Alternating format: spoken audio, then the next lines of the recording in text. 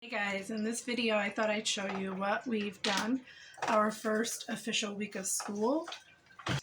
It's a little hard on the border of unfair of my children to dive into school and have a heavy school day every day. I have to be generous. What I do though is I really want my kids to have some school days counted in the summer because winter is my favorite. Fall and winter, late fall, early winter, that's my time of the year. That's when I come alive. So this is what I use to write down what my kids have done. And then I'll just go through, I'm just going to go through. Let's do the 10th grader. The biggest thing that he and I focused on was his Greek and starting his astronomy. So we are reviewing what he did the year before, and I use this. This is the teacher's guide for the Greek. This is Memorial Press's Firstborn Greek, and it says in the quizzes and tests in their guide, if your student does well in the first two areas and less well in the last three, then you consider your class a success. So I just kind of numbered them. The first two areas is recitation of the model paradigms and ability to decline or conjugate nouns, pronouns, or verbs in addition to paradigm models. And then the third part is vocabulary mastery, speed and recognition, and translation skills. So we do vocabulary mastery, declining things, and the recitation. Speed and recognition of inflection and forms is actually very natural for him. And then his translation skills are superb. So he's passionate about. So I'm not really concerned with how quickly he gets through it just to be able to write it down as a credit. I'm more concerned with his enjoyment of it. And his greatest enjoyment is to hyperfixate and memorize every little detail in the book. And I'm allowing that. It's an elective. You absolutely go for it, buddy. You do that thing. I think it's cool. And then his science is Signs and Seasons. And then the bulk of his year, it says here, to create a backyard compass. It's a very important project that will be used throughout the field activities. So he's currently working on that. He's got to find a location in the backyard. Then he's going to form his own compass using pavers from the garden supply store. And then he's going to use that to mark out all of his charts. I don't know if anybody's looked at this. There's lots of fun charts and lots of things he's going to do this year. It's going to be fun. All of my kids are doing astronomy. So I'm going to pivot from that into my younger two's science. This is my middle child science. He's in 3rd grade. And this week we learned about what a constellation is. And what I'm doing is keeping a running list. Where's my list? So on my little clipboard, I've got a running list of recitation for him. I haven't started that with my oldest yet because we're still reviewing. But he learned what a constellation is. We read about the Greek gods Hermes and Apollo in the Dulair's Book of Greek Myths. He learned about Lyra, which is a lyre, and the star Vega.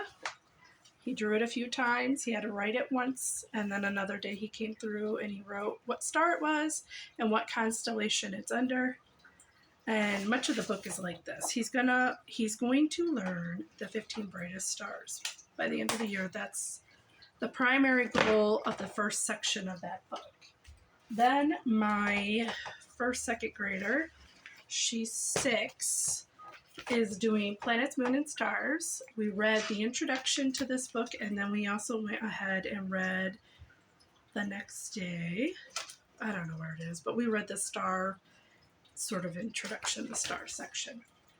And then we talked about all of these and how these dots are the stars in the sky. The lines link up the constellation, and this is what they're imagining it to be. And here, that's not it. Here's their story. It's interesting. I think the kids really liked it. And then I got her this off of Amazon. And she did something on stars. She did...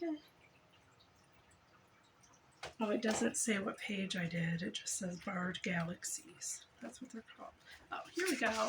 So we read about them, and then she did a little dot to dot. We talked about them. And let's see. Oh, yeah, there it is.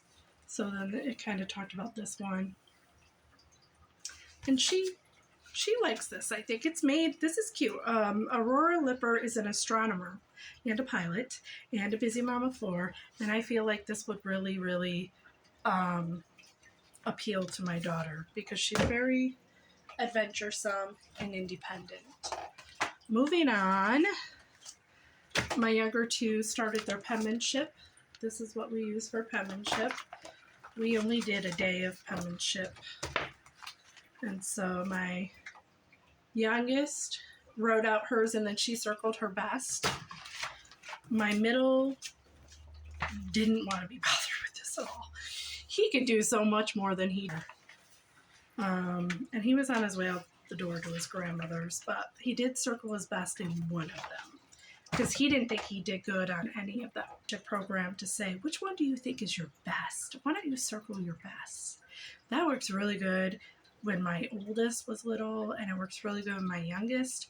My middle is a perfectionist. So when you say, which one do you think is your best? Why don't you give me all of your attention? Why don't you really try your hardest? That is a ticking time bomb, okay? My third grader is doing this year for geography, and it talks about in the beginning, well, okay, in the teacher's manual it says to go over the continents and the major oceans, and that's fine. He has this, and that shows him nothing about the continents or the major oceans. So for me with review, let's show you what those actually are to drive that home. So my youngest is using this for her geography. My oldest has already completed his geography. He's done with geography for life, other than looking up what he's reading about. And had my middle do this because I only need this page for him, and this is a pretty good one. I was a little confused. The 7 continents, are we counting the Middle East now? Because Simply Charlotte Mason has the Middle East listed. That confused me. Has that always been a thing? I was confused. One of the things I thought was cute with my middle one is he circled what would represent the countries, he said. He started here and he colored, Canada, the U.S., North America, and Central America. But then he's like, yeah, okay, we don't have Central America label, but we have the middle. That's so confusing to me.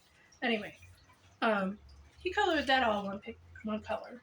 Then he's like, well, they're all countries though, Mom. So he started coloring the country. Apparently the Middle East is all one country. So there you have it. And Antarctica. Australia. I thought that was cute. And then my youngest, she did hers. And I thought she did a really good job. She has dysgraphia. And I'm so proud of how far she has come. Like, so proud of how far she's come. What do we have next? Next, they have math. I haven't started math with my oldest yet. He's doing consumer math. So in a way, we've started, but it's more hands-on through his father. They're doing some stuff. He hasn't actually started his curriculum yet, so there's not really anything to show. I saw these in Walmart, and I had a brilliant plan. So we're using Simply Charlotte Mason's math. And in the second book, when they start out having the children drill their math facts and learn their math facts, they have to create graphs, I think they call them, using pennies. So 2 pennies plus 1 penny equals how many pennies? And you just they suggest you make it in a tray or something. I did that last year with my middle child. It was a pain, to be honest. I'm not going to lie. So I saw those and I'm like, oh, we can make our own graphs. So that's what my started to do. And here's my only problem. Well, there's a few only problems. First of all, this was 10 minutes of work. And the gems are really hard to peel off. My children's knowledge of their math facts runs deeper than 10 minutes being this. So I'm not sure. I don't want to say it was a waste of time, but it's definitely not sustainable. if they're going to get their math done this year. He started with his 5s, but he has always made up his own math problems, and I've never stopped him.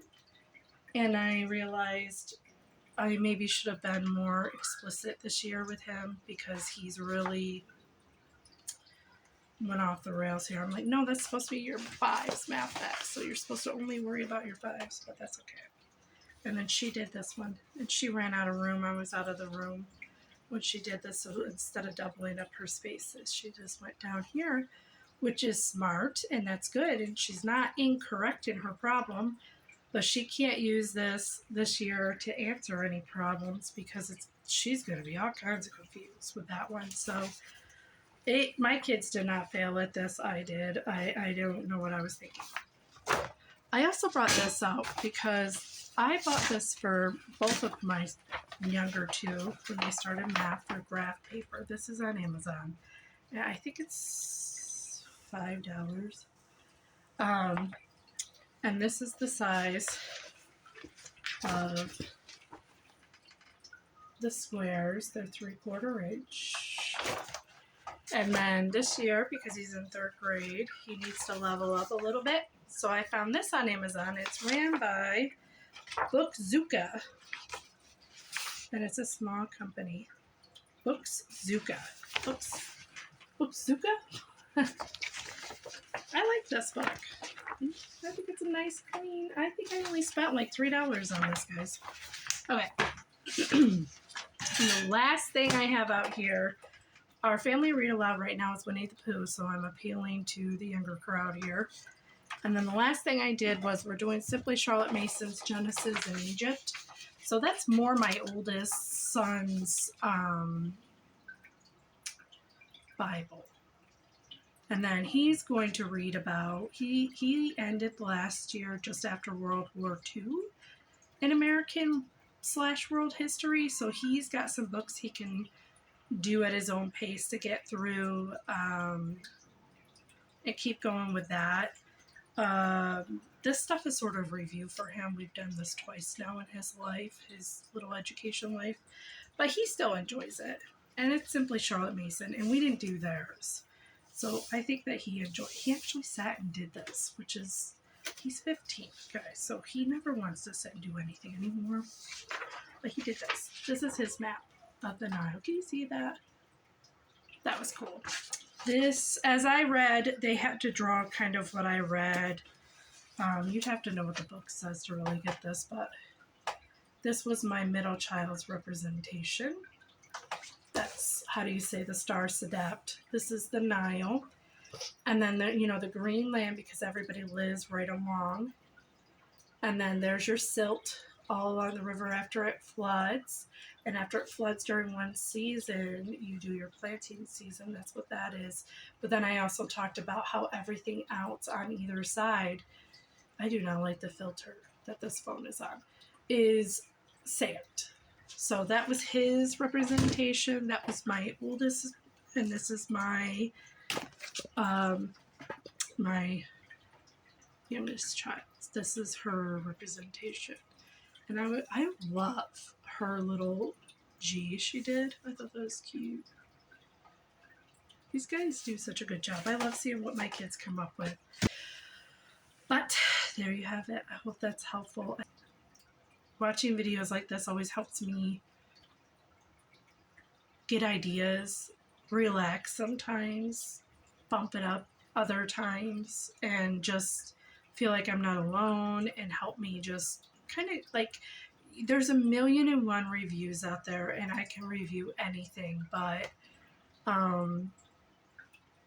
I think that it's the solidarity and the encouragement that I feel I'm missing. So that's what I'm trying to offer here, and I hope that somebody out there felt that way.